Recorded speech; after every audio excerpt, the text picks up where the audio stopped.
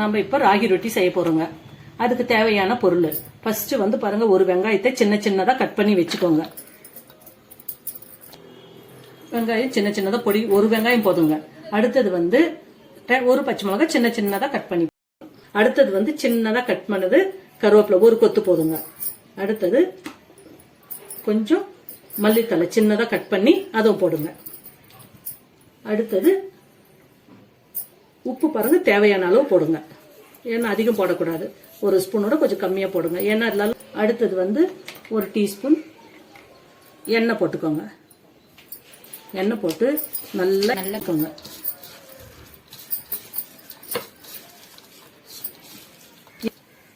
இதை ஏன் பண்ணிடும்னா மாவோட அப்பதான் நல்லா கலக்கும், நல்லா டேஸ்டா இருக்கும். அதனால இதை ஃபர்ஸ்ட் ஒரு வாட்டி இப்ப பிணைஞ்சுக்கிறோம். நாம இதை நல்லா பிசைஞ்சதுக்கு அப்புறங்க ஒரு கப்பு ராகி மாவு போட்டுக்கோங்க.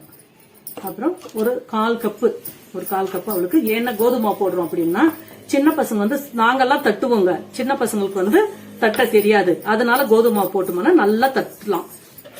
சுகர் இருக்கிறவங்க டெய்லி காலையில டிஃபனுக்கு ஒரு ரொட்டி சாப்பிட்டா போதுங்க.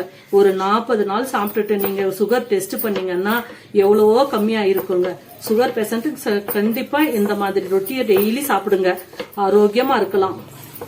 இப்ப இருக்கிற சாப்பாட்டுல எல்லாத்துலயும் மருந்து, இதுல எந்த மருந்தும் கலக்கல. ராகி நிமிஷம் பிணைஞ்சதுக்கு அப்புறங்க தண்ணி கொஞ்சம் கொஞ்சமா தண்ணி போட்டு மாவை கலந்துக்கோங்க.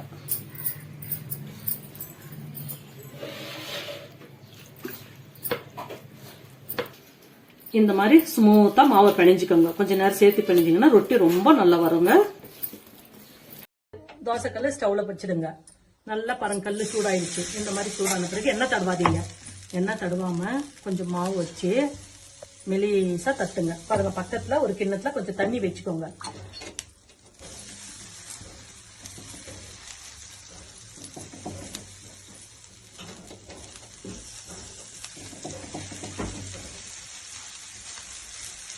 தண்ணி தொட்டிங்கன்னா கையில ஒட்டாது. நீங்க அப்படியே நம்ம தட்டலாம் அப்படின்னு தட்டினீங்கன்னா கை கொட்டிட்டே இருக்கும். கொஞ்சம் கொஞ்சம் தண்ணி போட்டுக்கோங்க, எண்ணெய் தேவையில்லை.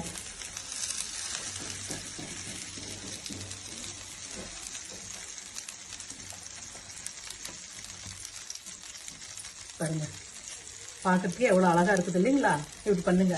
நாம ஒரு தட்டு மூடி வச்சுட்டோம்னா 2 நிமிஷம் மூடி வச்சு இந்த தட்டை வந்து எடுத்து வச்சிடுங்க. பாருங்க, இப்ப வந்து ரொட்டி வந்து வெள்ளையா ஆயிருக்காது.